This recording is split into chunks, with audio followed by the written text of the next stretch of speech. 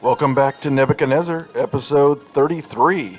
This is part 1 of mission 12. We've got to get 28,500 population.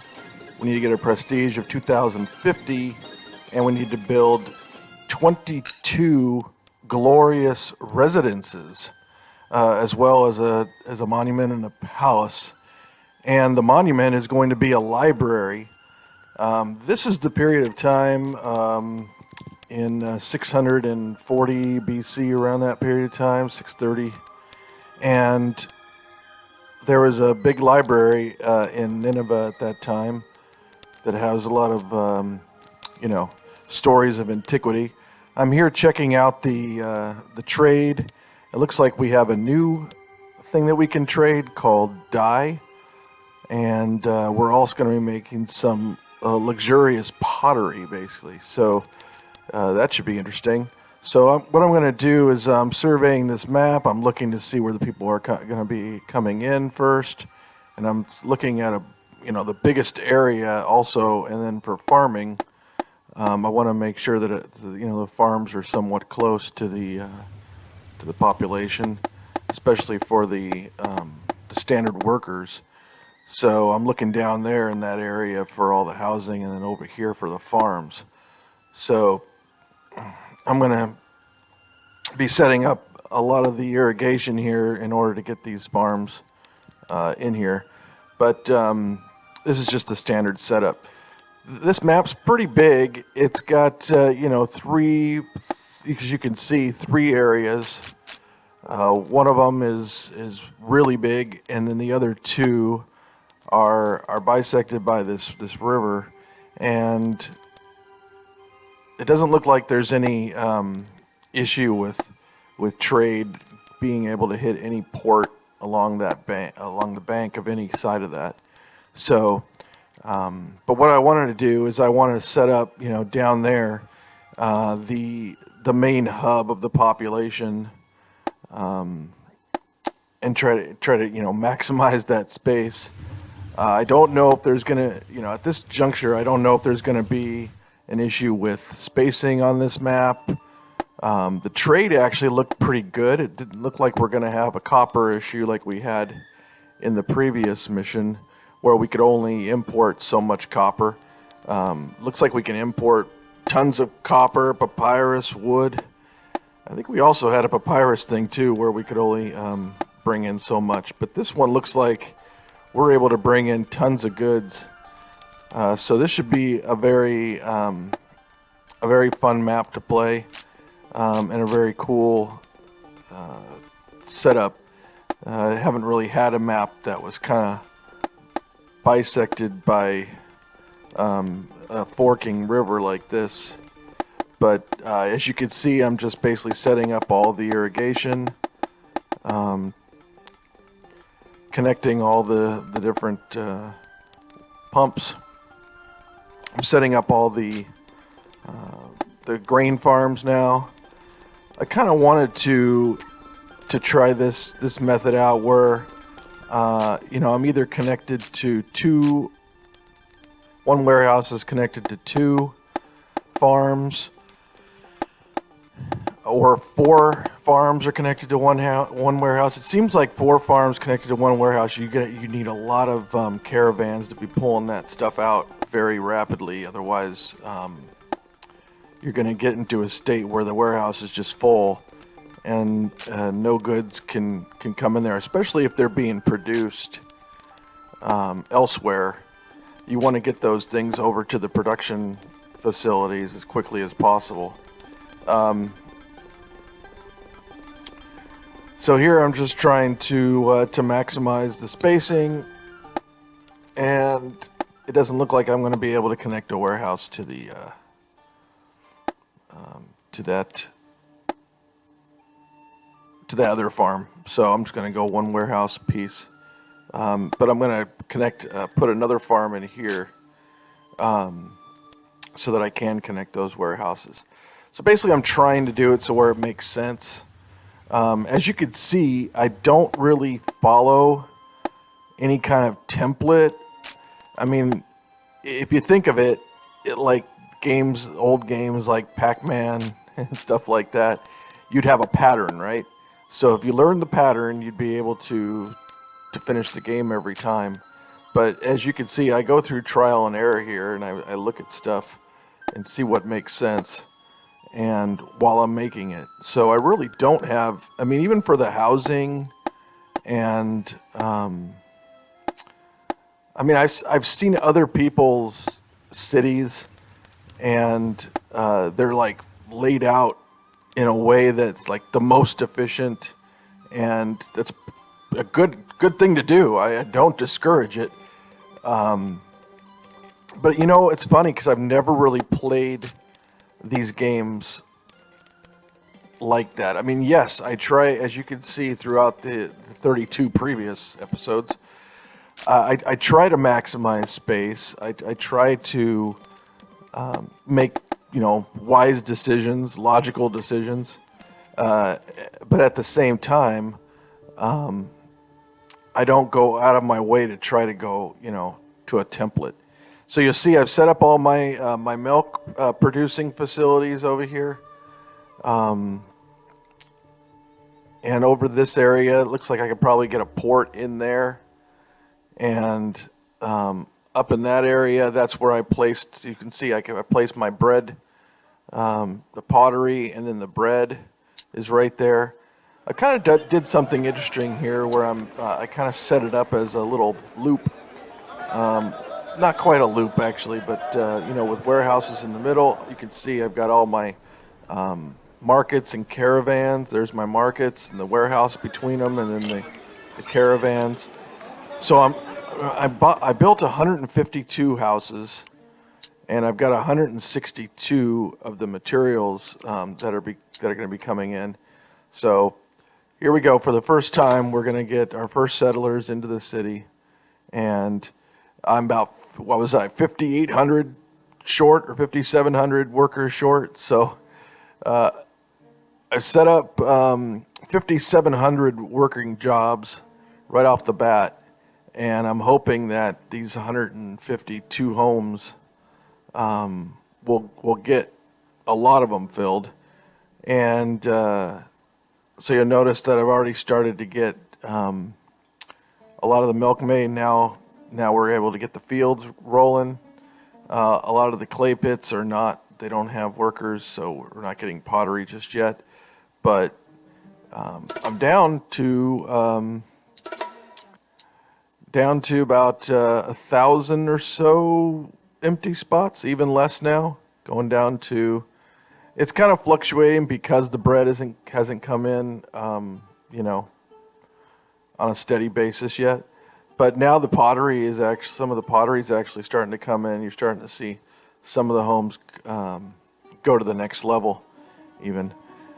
Because I've set up a well to begin with. And so you can see I'm just, you know, rolling this through and seeing how it's working. Just making sure that we don't have, you know, a lot of problems here. But you'll notice that the milk production's getting into the green. The bread is into the green. That's good. Still need about 1,000 or so jobs to be filled, and therefore the pottery is not necessarily going out. Some people aren't getting milk, but we have tons of milk in the storage, and then it goes down to nothing, and that's where the issue is. So I'm going to have to take a look and see what my caravans are all about here. I'm going to go ahead and add another one for the milk, just to try to bring the milk in so there's a steady flow.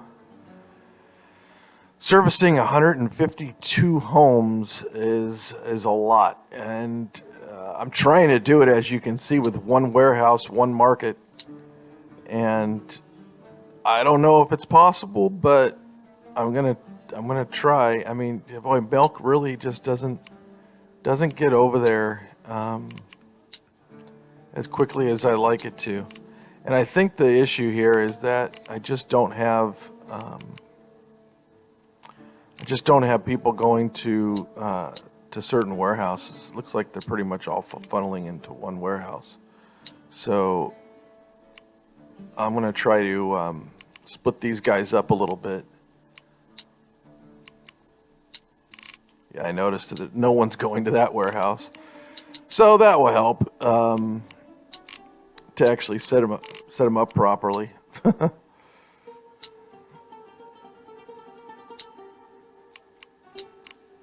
Let's get him over into that other warehouse. There we go. So that should help with bringing in the milk in a little bit faster pace, a little bit more steady pace. I'm noticing that, yeah, it's still sometimes empty, but doing that was able to get us to a place where we have prestige, and I can go ahead and I can sell dates for money. You notice I'm down to 1,141 coins. That is pretty low. I don't necessarily want to get help, but if I have to, I have to. Anyway, so this is moving forward just a bit, and so now we can have trade with another city, and this city imports copper and receives copper jewelry, and that's really good because 73 coins in for every 21 coins out, that's 52 profit for each good. And if I can get 70 of them out, then that's about $3,640, 3,640 coins. You'll notice that I've gotten everybody up to level 3. It's all 152 of them, and I have 7,588 people that are unemployed, which seems like way a lot, but you'll notice that I'm going to go through them as I build up the industries. But yeah, so I have, caravans that are like 6 caravans for milk and a bunch for pottery, a bunch for bread. But I'm trying to, I was able to get it so that it was stable up there. And you'll see the goods that are just remaining in there. These guys are all going through. So check this out. So over in this area, I basically set up that date farm. Remember, I said I could trade dates, and that's just what I did. I just set up a port over there, a date farm, and all it does is just service that port. So I was able to get up to like 18,000 coins now. So over in this area, these are dates, and over here is the fishing area. So I'm going to need to set up my villas, and I made a port over there in order to bring in the copper. But you can see there's all my villas set up. I set up 96 villas, and I'm a little bit shy on the dates. So I'm trying to see if I can get another any more date farmers in there. 3. I can only get 3 in there. I get 0 in there.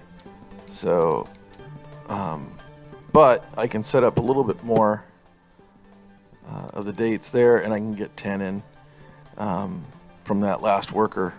So now what I also can do is I can noodle it a little bit, and then that's exactly what I'm trying to do here. One thing that I noticed on this map was that although there's a lot of pumps that you can build, it's not unlimited. Let's put it that way. So I did ultimately run into like irrigation tweaking, but I was able to get through it, and I actually tweaked it out to the last drop, we'll call it.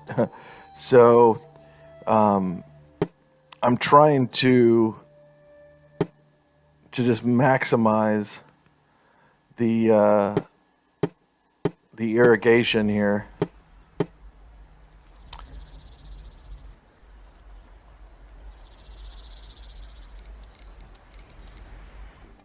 I can't build any pumps over there. So that's what I noticed is like I can't even connecting them. It's so far from the last pump that I just couldn't connect it properly. So that's the one thing that I did notice on this map was that the irrigation was a little bit tough to deal with, but I'm trying. Every time I make another one, it dumps out the irrigation for the other one, for the other farm. So it's this is part of the game, which is well, I mean, it depends on if you like this kind of thing. I mean, it really is something that is. I was just like, forget it. It's good enough.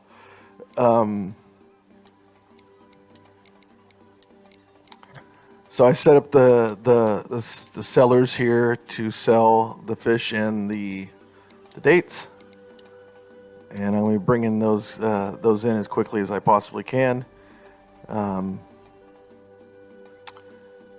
And like I said, it's just part of the game of where you're just trying to tweak the irrigation, the farms, just trying to get everything maximized as best you can. I probably could.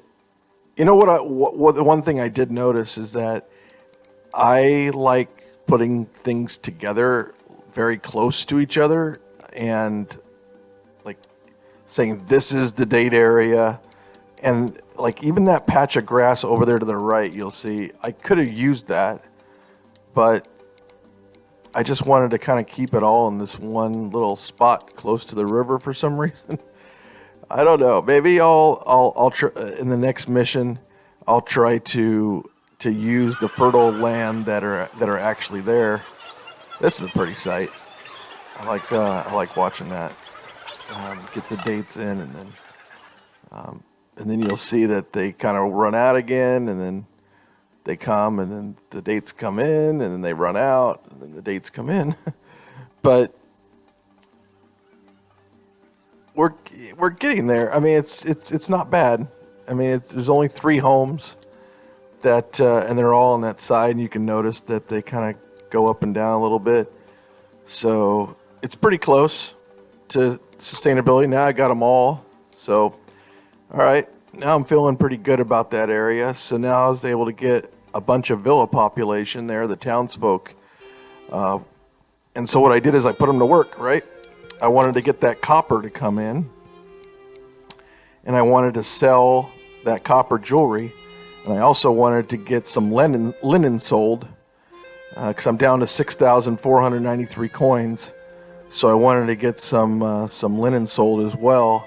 So I just had a little flax farm there and a couple of linen shops, and I'm just transporting those goods back and forth there to the port so that I can sell some of those. And no, that's looking pretty good.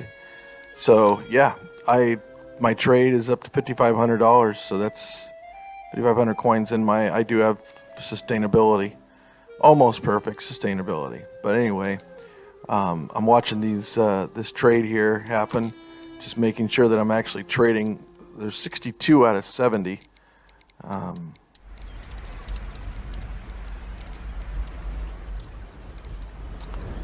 So I'm getting a lot of the trade, and now I was able to get enough prestige because of my trade. I was able to do that. And I can open up trade, and I can sell meat, and I can bring in wood,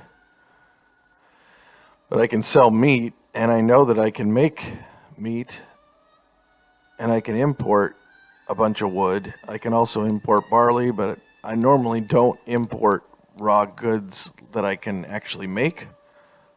You probably noticed that, so I really try to get my population to make those low-end goods as much as possible.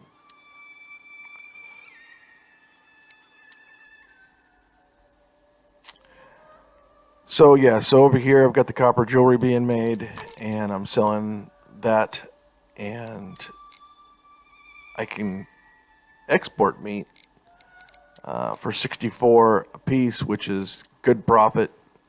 There's beer, there's jewelry. These guys require a lot of prestige.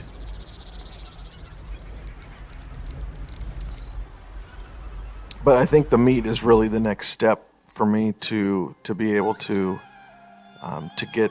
So I set up, look, a bunch of carvers and a whole bunch of livestock farms there, and I'm producing 142, and I can sell 60. So I'm able to get a whole bunch of meat sold. You can see my numbers here. I'm able to service 152, no problem. I'm able to service the villas. I think there's 96 of those. So I've got sustainability on those. And that's and I've gotten down to, even with a few of those copper jewelry places disabled, I'm down to only 6% or 60 people of the townsfolk that are not employed. So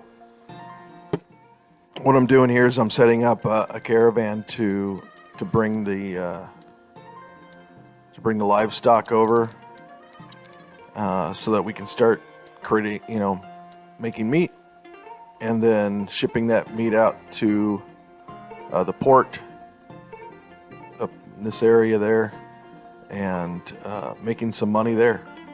So there's our first meat that went in. There we go. We got 14 of them. So, and now they just got sold. So now we're up to 38,000 coins, and we've got a good trade stuff that's going on. And I'm down. You can see I'm 60 people short of the townsfolk.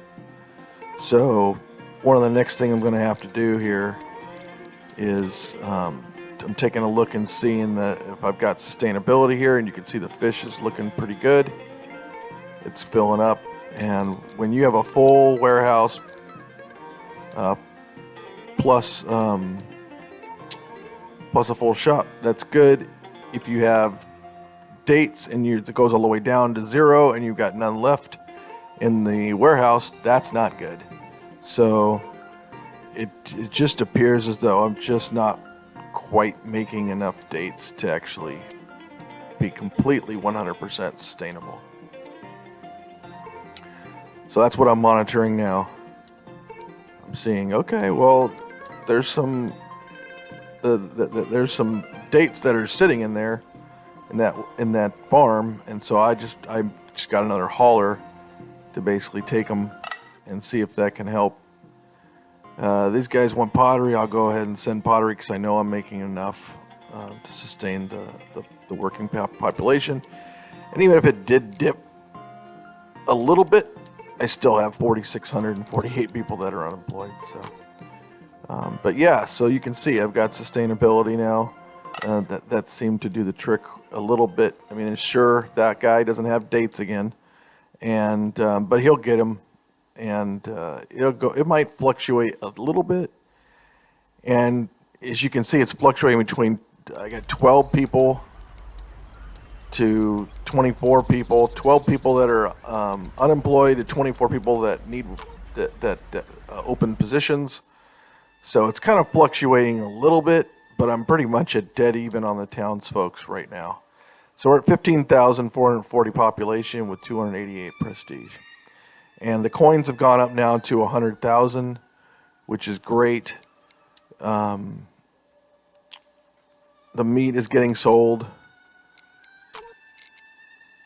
I'm taking a look and seeing, yep, I'm at 36 out of 60, and it's August. I've fulfilled all the other trade now to 56 out of 60. So that's pretty good. I mean, I'm getting almost the maximum that I can out of my trade right now.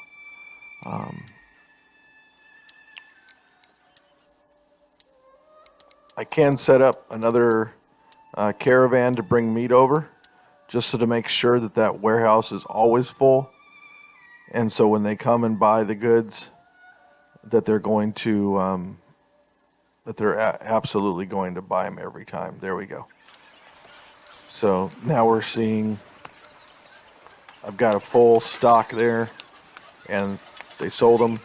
So now I'm going to go check that trade and see that I only sold 56 of those, but I did sell the 60 meat. So it was just that ship just came in a little bit late, that's all. So there's probably dates, yep. And then it gets fulfilled very quickly. So it's just a little bit back and forth. But 12 workers unemployed is at full capacity.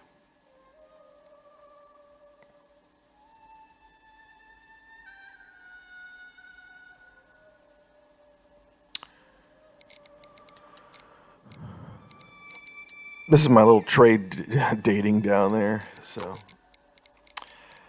anyway, this is pretty much the setup at the beginning here of this mission. And we're going to leave it off here, but please come back for episode 34. And we're going to keep this thing rolling. Thanks for watching.